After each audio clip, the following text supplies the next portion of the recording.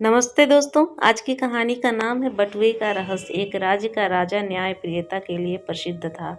एक बार उसके सामने एक अजीब मामला आया जिसमें तय कर पाना मुश्किल था कि कौन अपराधी है।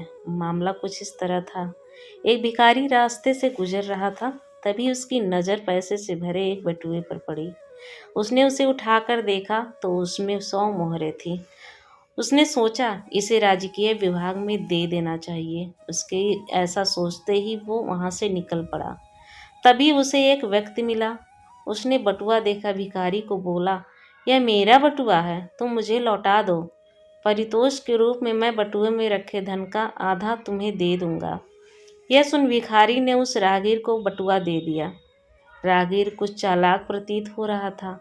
उसने जैसे ही बटुए को देखा तो कहने लगा, इसमें 200 मोहरें थी।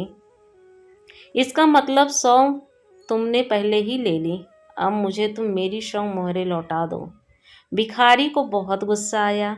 भिखारी की नीयत में खोट ना था, इसलिए उसने राजा के पास न्याय के लिए जाना स्वीकार किया। दोनों राजा के दरबार में गए और पूरा किस्सा राजा को विस्तार से सुनाया गया। राजा ने कुछ देर सोचा और विचार तय किया कि राहगीर ही गलत है, क्योंकि भिखारी को तो आधे धन की भी लालसा ना थी।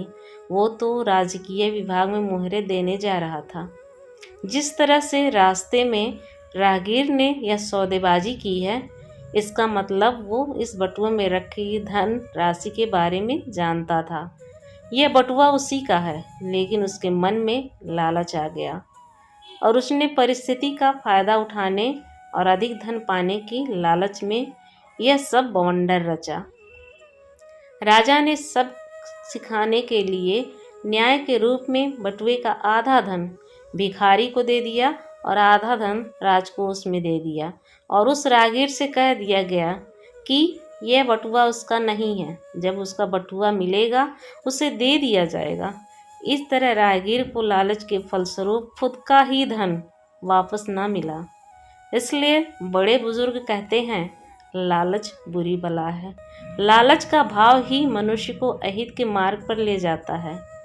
लालच में उससे सही गलत का भान नहीं होता, उसे बस पाने की चाह होती है। कहानी से शिक्षा, इसलिए कहते हैं लालच बुरी बला है। कहावतें अपने छोटे स्वरूप में भी अथाह ज्ञान को लिए होती हैं। इस तरह कहावतों पर बनी कहानी पढ़कर या सुनाकर अपने बच्चों को सही गलत का ज्ञान दें। धन्यवाद दोस्तों।